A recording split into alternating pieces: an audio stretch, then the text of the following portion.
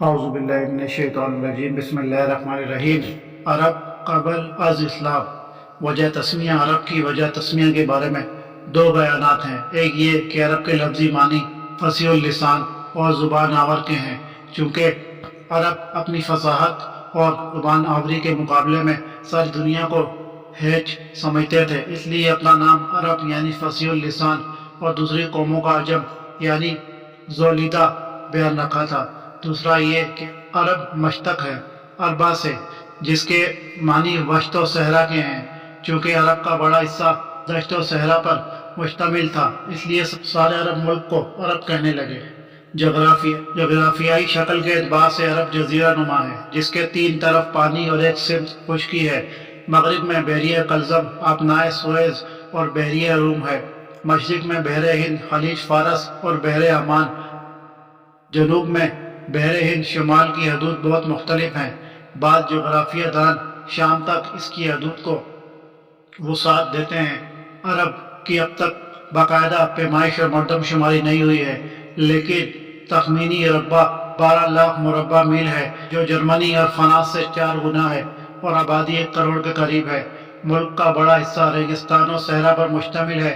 ملک بھر میں پہاڑوں کا سلسلہ پھیلا ہوا ہے۔ عراق، یمن اور شام کے خطے شاداب و زرخیز ہیں۔ میل وقوع کے اعتبار سے ہر مقام کی آب و ہوا جدا جدا ہے، لیکن عموماً گرم خشک ہے۔ قدیم تاریخ۔ عرب لسانی تقسیم کے اعتبار سے سامی ہیں۔ مورخین نے انہیں 3 طبقات پر تقسیم کیا ہے: عرب بائدہ، عرب عربہ اور عرب مستعرفہ۔ عرب بائدہ وہ قدیم طبقہ ہے جو تاریخی دور سے ہزاروں سال پہلے مٹ چکا تھا۔ عاد و سمود کی قومیں اسی طبقے سے تھیں۔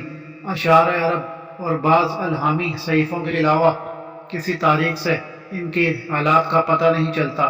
عرب عربہ کی جو کہتانی کہلاتے ہیں تاریخ موجود ہے۔ یہ لوگ یمن کے آس پاس آباد تھے۔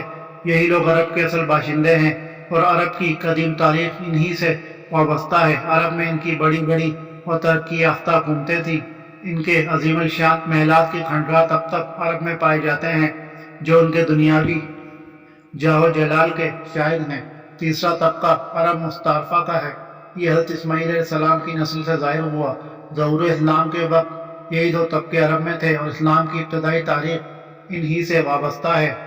بعثت ابراہیم علیہ السلام۔ عرب کی دینی تاریخ کا آغاز حضرت ابراہیم علیہ السلام سے ہوتا ہے۔ حضرت ابراہیم علیہ السلام سے پہلے سارے عالم میں گمراہی اور ضلالت چھائی ہوئی تھی۔ روئے زمین پر ایک قوم بھی خالص اللہ واحد کی پرستش کرنے والی نہ تھی۔ انسانوں کو معبودی کا دعویٰ تھا۔ حضرت ابراہیم علیہ السلام کے وطن بابل میں نمرود اپنا مجسمہ پجواتا تھا، قوت کے زور سے اپنی معبودی منواتا تھا۔ اس تیرہ و تاق دور میں اللہ نے حضرت ابراہیم علیہ السلام کو نور ہدایت دے کر بھیجا، مگر اس عام تاریکی میں کوئی نگاہ اس نور کو نہ پہچان سکی۔ ہر طرف سے حضرت ابراہیم علیہ السلام کی مخالفت ہوئی۔ نمرود نے آپ کو آگ میں ڈلوایا، اعضائے خاص نے مخالفت کی، باپ دشمن بن گیا۔ اس لیے آپ ترک وطن کر کے مصر چلے گئے۔ رکیون فرما روائے مصر نے ناموس پر حملہ کرنا چاہا، لیکن پھر اس کی نگاہوں سے باطل کا حجاب اٹھ گیا، اور حضرت ابراہیم علیہ السلام کو نہایت عزت و احترام کے ساتھ ٹھہرایا، اور رخصت کرتے وقت اپنی لڑکی ہاجرہ رضی اللہ عنہا آپ کے ساتھ بیاہ دی۔ حضرت ابراہیم علیہ السلام کی پہلی بیوی سارہ رضی اللہ عنہا تھی۔ ان کے بدن سے حضرت اسحاق علیہ السلام پیدا ہوئے، اور حضرت ہاجرہ رضی اللہ عنہا کے شکم سے حضرت ابراہیم علیہ السلام۔ حضرت سارہ رضی اللہ عنہا پہلی بیوی تھی، اس لیے وہ ہاجرہ اور ان کی اولاد کو اچھی نظر سے نہیں دیکھتی تھی، اور ماں بیٹے دونوں ان کی نگاہ میں کھٹکتے تھے۔ چنانچہ ابھی حضرت اسماعیل علیہ السلام بچے ہی تھے کہ حضرت سارہ رضی اللہ عنہا نے حضرت ابراہیم علیہ السلام کو مجبور کیا کہ وہ دونوں کو ان کی نگاہ سے دور کر دیں۔ اس لیے آپ نے حضرت ہاجرہ رضی اللہ عنہا اور حضرت اسماعیل علیہ السلام کو لے جا کر عرب میں آباد کیا۔ تعمیر کعبہ حضرت ابراہیم علیہ السلام کا سب سے پہلا اور مقدم فرض گمراہ دنیا کو توحید سے آشنا کرنا تھا، لیکن عراق و مصر و شام کی متمدن دنیا میں گھوم کر دیکھ چکے تھے کہ یہاں کوئی اللہ کا پیغام سننے والا نہ تھا۔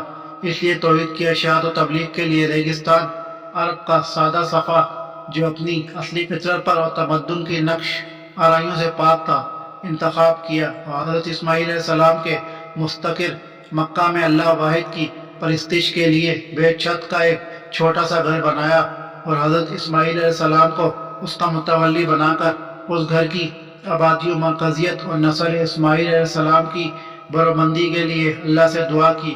روئے زمین پر یہ پہلا گھر تھا جو خالص اللہ واحد کی عبادت کے لیے بنایا گیا۔ کعبے کی تعمیر سے پہلے اس مقام یعنی مکہ پر کوئی آبادی نہ تھی، لیکن حضرت ابراہیم علیہ السلام کی دعائیں مستجاب کے اثر اور کعبے کی کشش سے لوگ رفتہ رفتہ یہاں آ کر آباد ہونے لگے، اور سب سے پہلے جرہم کا قبیلہ والی مکہ میں آ کر آباد ہوا۔ آل اسماعیل علیہ السلام حضرت اسماعیل علیہ السلام نے اس قبیلے کے سردار مزماز جرہمی کی لڑکی سے شادی کی، اس سے 12 اولادیں ہوئیں۔ ان میں سے نابت و کیدار کی نسل نے بڑا دنیاوی جو و جلال حاصل کیا۔ حضرت ابراہیم علیہ السلام کی زندگی ہی میں کعبے کو عرب میں مرکزیت حاصل ہو گئی تھی اور یہ سلسلہ چل نکلا تھا۔ چنانچہ حضرت اسماعیل علیہ السلام کے بعد کعبے کی تولیت کا منصب ان کے لڑکے نابت کے حصے میں آیا، اور 2 ہی پشتوں کے بعد آل اسماعیل علیہ السلام میں اتنی کثرت ہو گئی کہ حصول معیشت کے لیے انہیں مکہ سے باہر نکلنا پڑا۔ ان کے نکلنے کے بعد بنی جرہم نے کعبے کی تولیت پر قبضہ کر لیا۔ آل اسماعیل علیہ السلام نے ننیالی رشتے کی وجہ سے ان سے کوئی مزاحمت نہیں کی اور وہ مدتوں کعبے کی متولی رہے۔ کعبے کی تولیت سارے عرب کی بادشاہی کے مترادف تھی۔ آل جرہم اس کے متحمل نہ ہو سکے اور انہوں نے تولیت کے گھمنڈ میں بڑی بدعنوانیاں شروع کر دی۔ خانہ کعبہ کا چڑھاوا کھا جاتے، حجاج کو ستاتے، طرح طرح کے مظالم کرتے۔ ان کی یہ بدعنوانیاں حد سے سوا ہو گئی تو آل اسماعیل علیہ السلام نے انہیں مکہ سے نکال کر پھر کعبہ کی تولیت واپس لے لی، اور یہ منصب نسل در نسل منتقل ہوتا ہوا عدنان تک پہنچا۔ یہ بڑا تاریخی شخص ہے۔ آن حضرت صلی اللہ علیہ وآلہ وسلم اور اکثر صحابہ رضی اللہ عنہم کا سلسلہ نسب اسی پر منتہی ہوتا ہے۔ اس کے زمانے میں عرب پر بخت نصر کا حملہ ہوا جس سے عربوں کو سخت نقصان پہنچا۔ اس حملے سے سنبھلنے کے بعد عدنان کی اولاد بہت پھلی پھولی۔ ربیعہ، مضر اور قضاء کے نامور قبائل اسی کی نسل سے تھے جنہوں نے عرب کی پرائی تاریخ میں بڑی عظمت و شان حاصل کی۔ حجاز، نجد، عراق اور شام وغیرہ عرب کے تمام حصوں میں ان کی حکومتیں پھیلی ہوئی تھیں۔ ان کا خاص پیشہ تجارت تھا۔ خاندان قریش کی بنیاد اور ان کا نظام آگے چل کر عدنان کی نسل سے خاندان قریش کے موارث اعلیٰ فہر کا، جس سے اس خاندان کی بنیاد پڑی ہے، ظہور ہوا۔ اس کا لقب قریش تھا، اس نسبت سے اس کی نسل قریشی کہلاتی ہے۔ قریش کے کل خانوادے اسی کی نسل سے تھے۔ اس کی 5ویں پشت میں قریش کا تاریخی شخص کسی پیدا ہوا۔ قریش کی اجتماعی اور سیاسی زندگی کا آغاز اسی نامور شخص سے ہوتا ہے۔ کسی کا باپ اس کے بچپن میں مر گیا تھا۔ ماں نے قبیلہ بنی عذرا میں دوسری شادی کر لی تھی، اس لیے کسی کا بچپن بنی عذرا میں گزرا۔ جوان ہوا تو اپنے اصلی خاندان اور اس کی عظمت کا پتہ چلا۔ غیور طبیعت نے اجنبیوں میں رہنا گوارا نہ کیا، اس لیے وہ بنی عذرا کو چھوڑ کر حجاز پہنچا۔ ناصیہ اقبال پر آثار بلندی دیکھ کر دہدیال والوں نے ہاتھوں ہاتھ لیا۔ اس زمانے میں قریش کی حالت نہایت خراب ہو رہی تھی۔ ان کا کوئی نظام، وہ حجاز کے مختلف گوشوں میں منتشر تھے۔ عرب کی تولیت پر بنی خزاعہ قابض ہو گئے تھے اور کسی کے ورود مکہ کے وقت حرم کی تولیت خلیل خزائی کے ہاتھوں میں تھی۔ کسی بچپن سے نہایت حوصلہ مند، عاقل و فرزانہ اور عمارت پسند تھا۔ اسے یہ منصب جلیل غیروں کے ہاتھوں میں گوارا نہ ہوا، چنانچہ اس نے پہلے بنی کنانہ کی مدد سے بنی خزاعہ کو حرم سے نکالو، اس کے بعد قریش کو جو مختلف مقامات پر منتشر تھے سمیٹ کر مکہ لایا اور ان کی تنظیم کر کے ایک چھوٹی سی ریاست قائم کی۔ اس دن سے قریش کو حجاز میں سیاسی اہمیت حاصل ہوئی اور ان کا تاریخی دور شروع ہوا۔ ایک کسی نے یہ چھوٹی سی ریاست جمہوری اصول پر قائم کی۔ اس کے کئی شعبے تھے جو مختلف قبائل میں تقسیم تھے۔ بڑے شعبے 3 تھے، فوجی، عدالتی اور مذہبی، اور پھر یہ تینوں کئی شعبوں میں تقسیم تھے۔ فوجی شعبہ: ایک عقاب یعنی قومی نشانگی علمبرداری۔ ایک تفصیل کے لیے دیکھو طبری صفحہ نمبر 1097 اور سیرت ابن ہشام جلد نمبر اول صفحہ نمبر 69۔ 2. قبا فوجی کیمپ کا انتظام۔ 3. آنا سواروں کے رسالے کی سپر سالاری۔ 4. سفارہ دوسری حکومتوں اور قبائل کے درمیان خط و کتابت اور گفتگو وغیرہ۔ عدالتی شعبہ 1 ندو اور قومی جلسہ گاہ کا انتظام۔ 2 مشورہ امور مہمہ اور صلاح و مشورت۔ 3 مسندق جرمانہ اور مالی تاوان کی نگہداشت۔ 4 حکومت مقدمات کا فیصلہ۔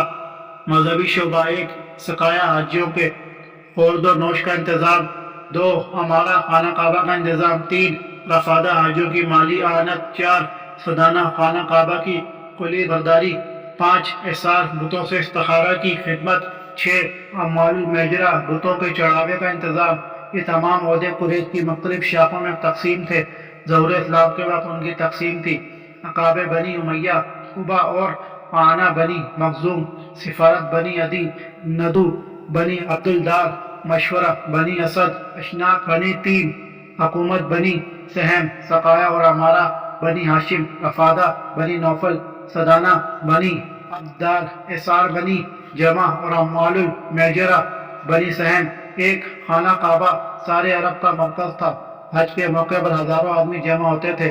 کسی سے پہلے ان آرام و آسائش کا کوئی معقول انتظام نہ تھا۔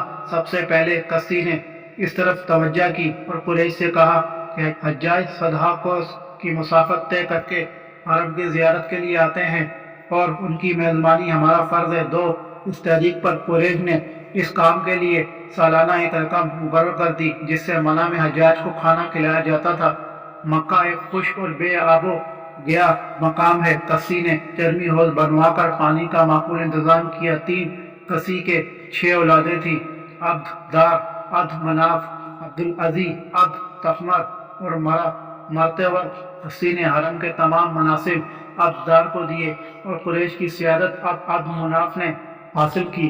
عبد مناف کے 6 لڑکے تھے، ان میں ہاشم رسول اللہ صلی اللہ علیہ وآلہ وسلم کے دادا سب سے زیادہ بااثر تھے۔